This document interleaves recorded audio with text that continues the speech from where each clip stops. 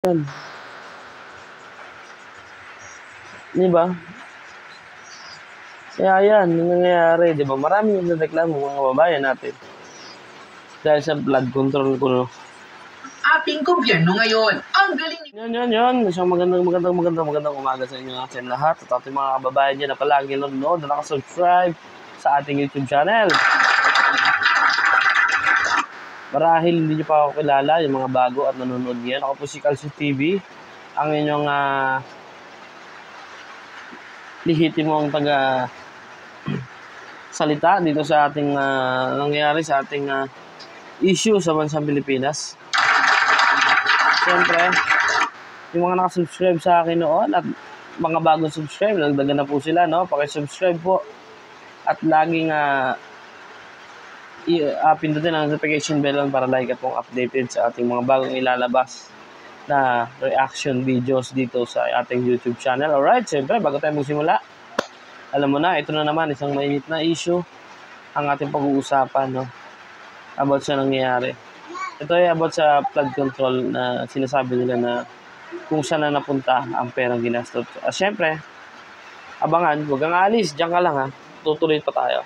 Hanggang magkakaroon lang tayo ng onting palabas.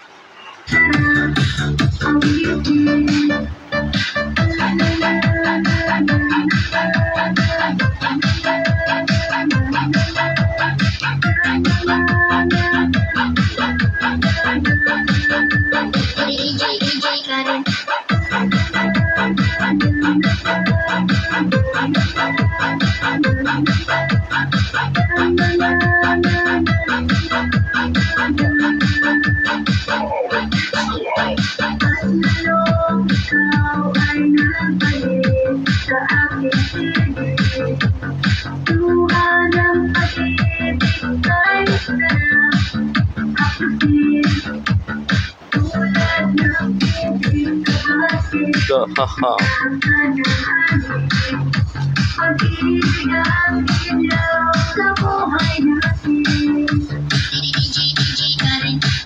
At ayun, no? Isang mainit na pagpupulong at isang mainit na reaction videos na naman ito, no? Ano bang nangyari talaga dito sa flood control na sinasabi nitong na napagawa? Ano kaya ito, no? Ano kayang nangyari? Naku. Dawid pala rito si, no? Si Saldi ko.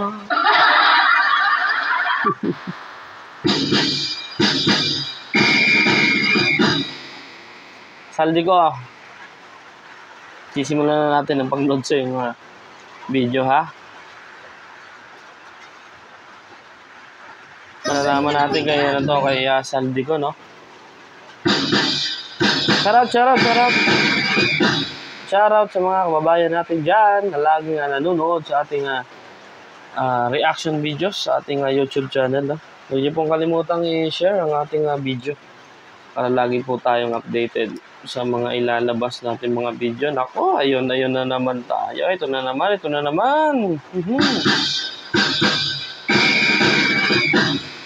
Isa na namang mainit at pag-uusapan dito sa ating YouTube channel, mga kababayan.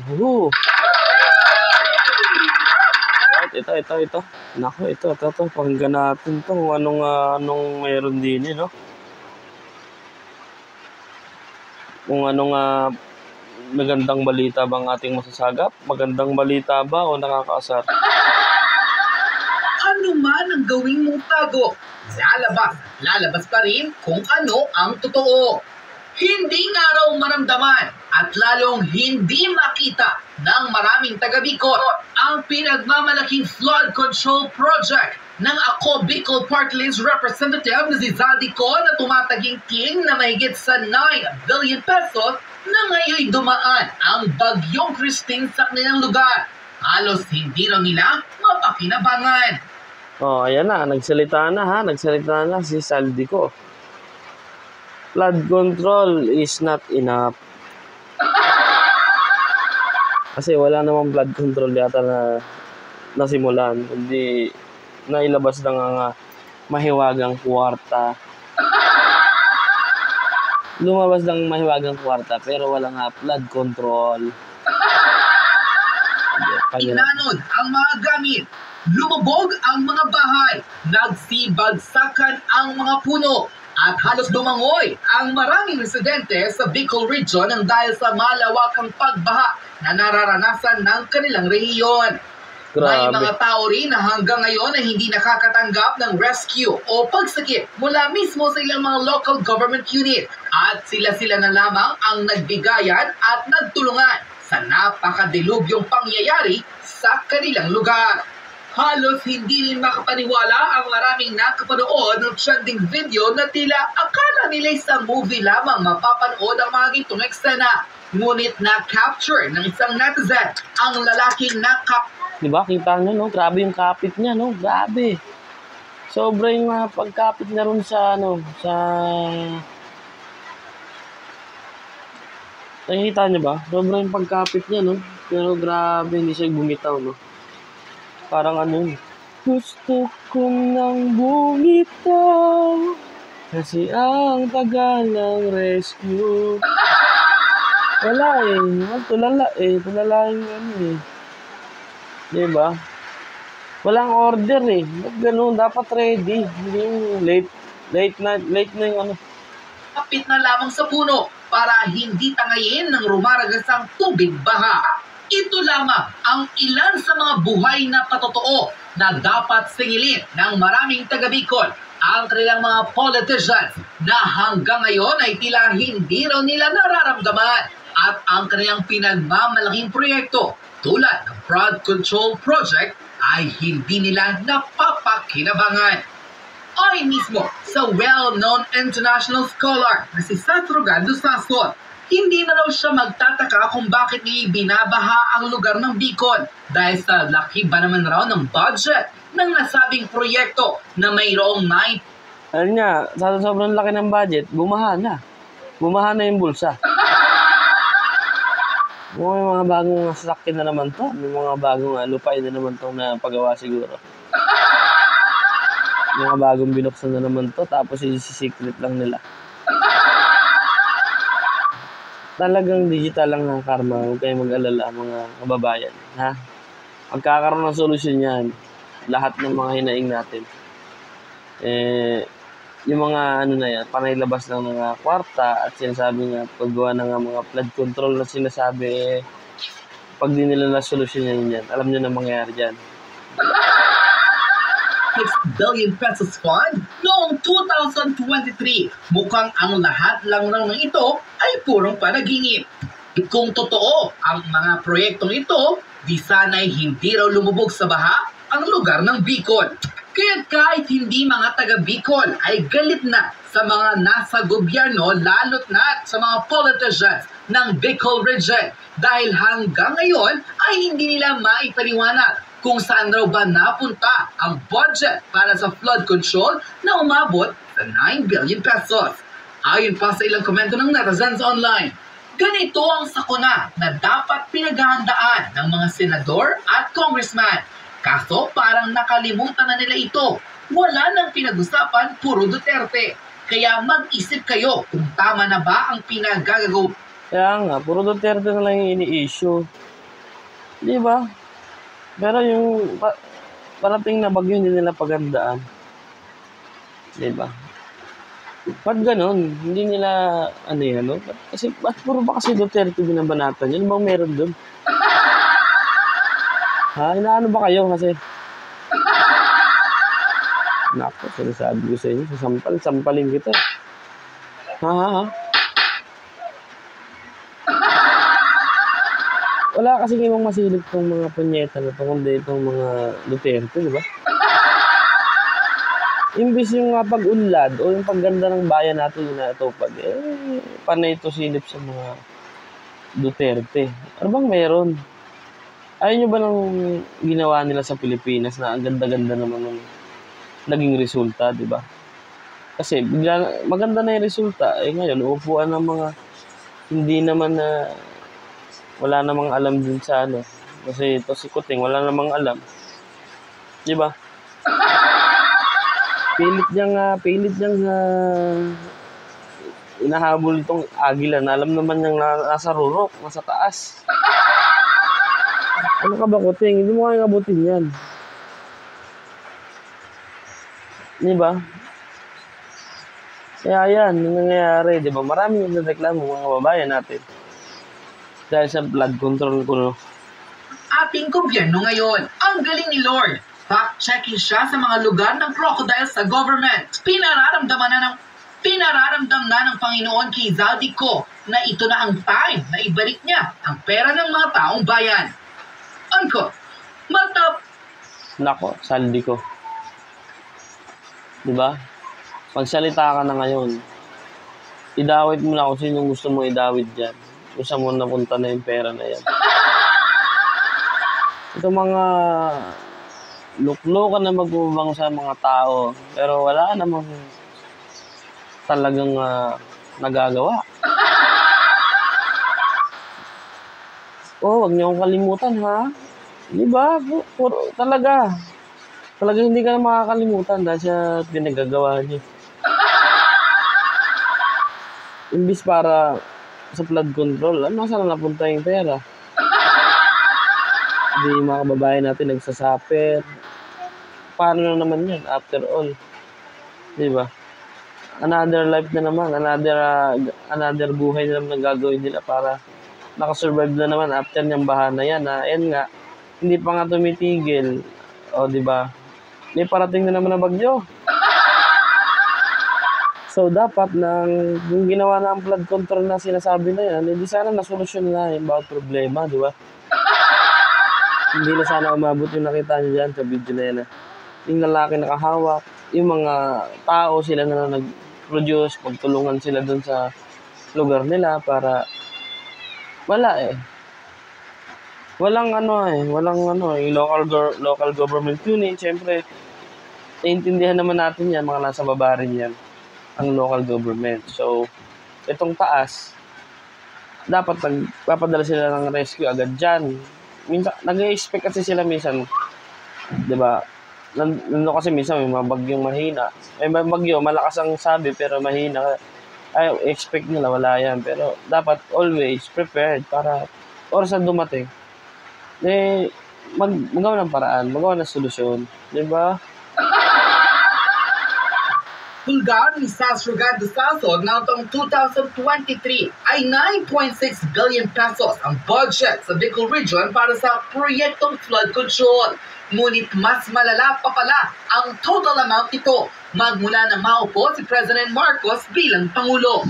Taong 2022, nagkaroon ng 14.4 billion pesos flood control project ang rehiyon ng Bicol na sinundan ng taong 2023 na mayroong 9.6 billion fund. At ngayong taon ng 2024 with 14.5 million flood control project fund. Patutal, tumataginting na 24 billion 96 million 558,207.73 ang kabuuang flood control project fund sa rehiyon ng Bicol na tila hindi raw makita ng maraming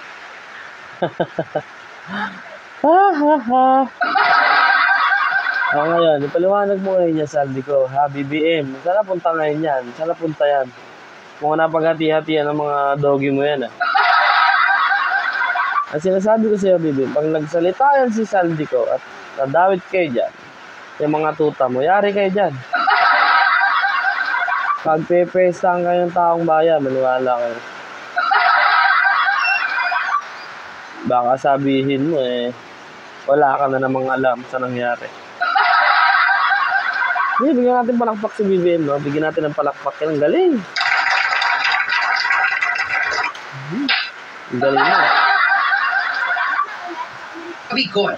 Narito at panoorin ang buong balita kung saan sinisingil na ng maraming taga-Bicol ang mga politicians sa kanilang lugar matapos hindi mapakinabangan ang mahigit sa 24 billion pesos flood control project fund sa kanilang rehiyon na tila wala raw nagawa dahil tuloy-tuloy pa rin ang rumaragas ng baha. Tanong ng maraming netizen, ibinulsa raw ba ang perang ito ng mga ganid na politiko? Drink? Ayan Binulsa. Natural yan. Matagal naman ang issue yan eh. Like Duterte nga nun, di ba? Inaano nila na nagbubulsa. Hindi mo masasabi. Tapos, ang dami yung batikos sa mga Duterte. Ang dami nilang batikos na hindi natin malaman kung ano ba talaga yung iniisip nitong mga to. Ayaw nila tingnan yung mga ginagawa nila. Pero itong mga administrasyong Duterte na, napakaganda naman ho nang nagawa eh. Ba't bilit natin binabatikos? Di ba? Sila nga, kung wala kang Duterte, wala namang kwenta yung Pilipinas. Di ba? Kaya ka naman naiboto, naihalal dahil doon sa Duterte. Dahil nagkaroon ng unity team. Kung walang unity team, naku po, bagsak ang karir mo. Kalso ka. Full video!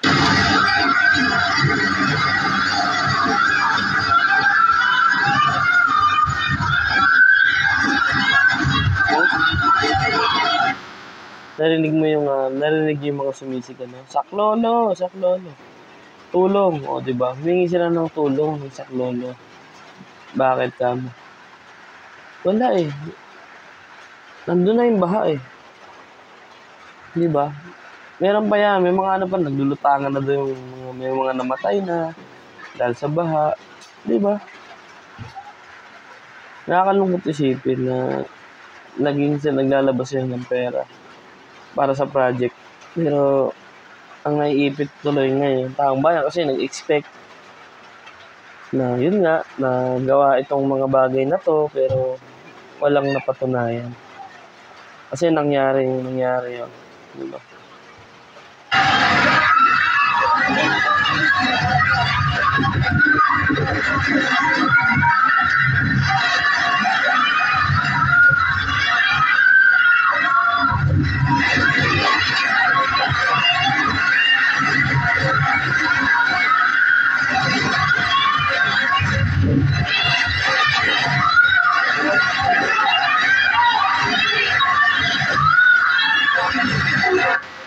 Yan ba yung gusto mo marinig, BBM, no?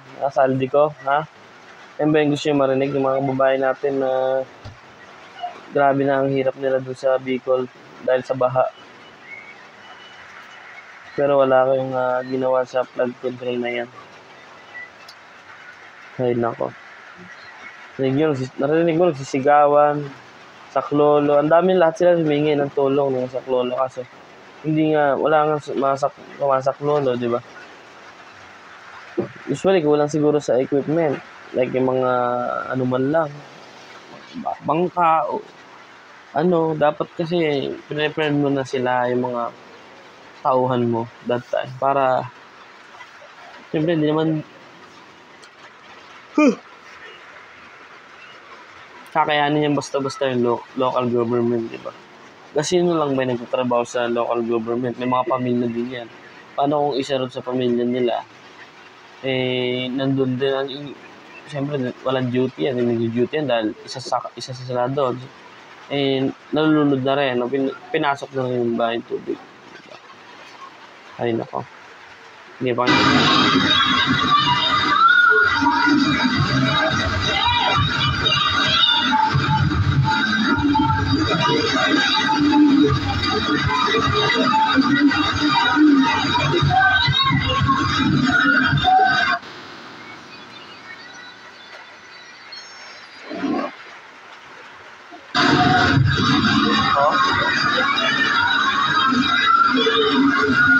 narig mo, di ba kawawa sila.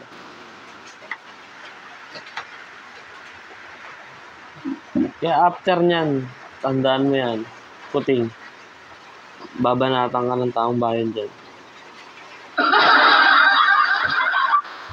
After ng mga sakuna na nangyari na yung bagyo na yan dyan. Dahil sa pangako mo maganda at ang flood control natapos na wala.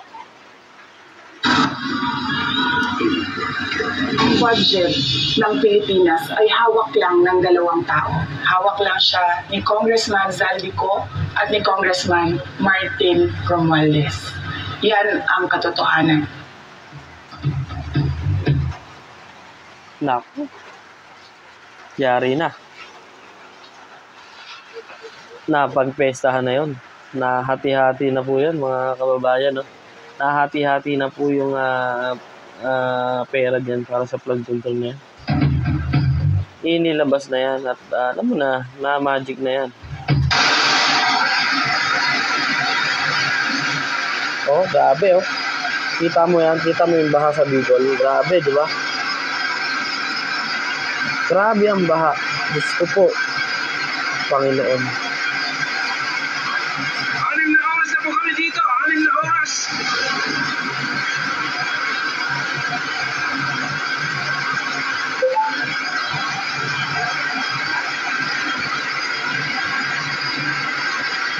Diba? Grabe. Ito. Grabe ang baha. Yan ba may flood control? Kawawa yung mga kababayan natin.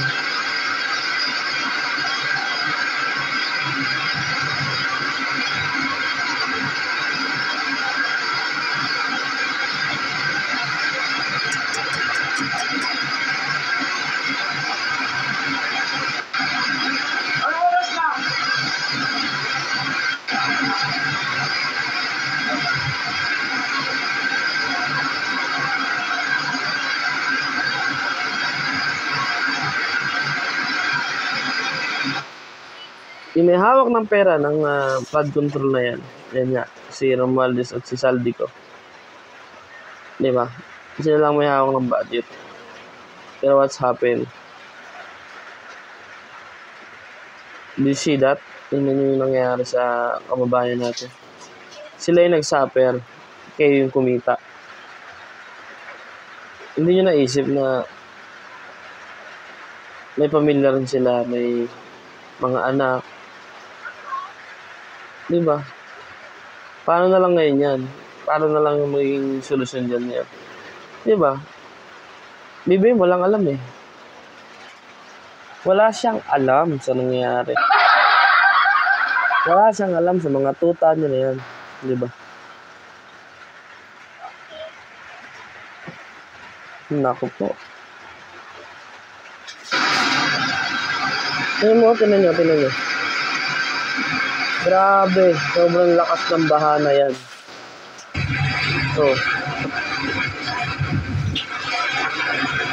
Tinan mo, abot na yung bubong, gusto po.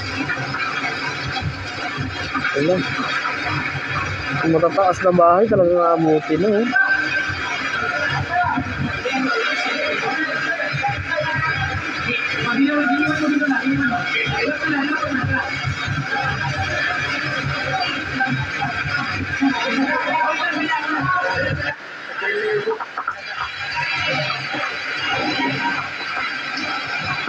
sila na lang nagtutulungan. Sila na lang yung para maligtas nila yung bawat isa, bawat kasama member ng pamilya. Ayun, grabe.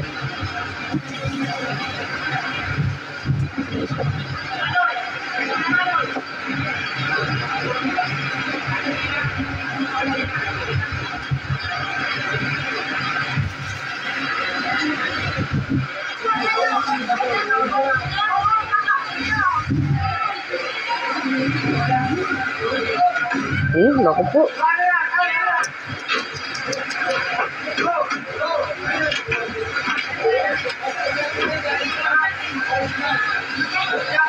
Nakita niyo yan, Saldico. Nakita niyo yung Saldico at Romualdez. Kayo na may hawak ng budget ng flood control.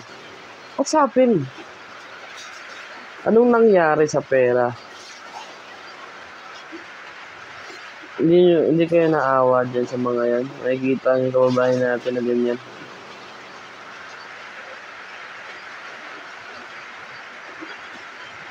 Kaya mga netizens, mga kababayan, vote wisely. Maging matalino po tayo ngayon. Maging practical po tayo. Yung mga nagpapaabot ng pera o nabibigyan ng pera, pumili po tayo ng ating iboboto. Pumili tayo ng ating paniniwalaan. Kasi pag hindi kayo dahil lang naabutan kayo 3,000, iboboto nyo na wala pong mangyayari. Kawawa ang bansang Pilipinas. Lahat tayo kawawa. Di ba? Na pag nakaupo na, sa una lang naman ang magagaling mga ako yan, pero pag nakaupo yan, wala na. Wala na po yan. Alright? So, yan. Napanood nyo po yung ating bagong reaction video, no? Dito sa ating napanood, no? Sandico, Romualdez. Kailangan pagkatapos ng bahan na yan, i-explain nyo po ng maayos yun. Kasi kung hindi, talagang babanatan kayo ng mga netizens, ng ating mga kababayan, no? Especially ang Bicol, di ba? Yari kayo dyan. Kailangan may pakita kayo dyan. Kung wala, nako. Kung may liquidate niya, malamang pwede nyo yung doktorin kasi yan di ba? May pag niliquidate niya, na ganito yung nagastos. Pero may question pa rin kasi walang nangyari. Di ba? Yan yung masama doon. Alright? Yung mga so maraming salamat po sa nanonood nating bagong reaction video ngayong araw. At hindi ka pa nakasubscribe, pa-subscribe po ang ating YouTube channel. Pa-like and share, pindot ang notification bell on para lagi po kayong updated sa ating mga bagong ilalabas na reaction videos. Magbabalik po tayo. Marami po tayong pag-uusapang issue na nangyari sa Pilipinas. Di ba? Yun lang guys, maraming salamat. Shoutout to J. Guevara at Luis Arnez TV, si Kuya Goods at sa mga banateros. Maraming salamat po. God bless.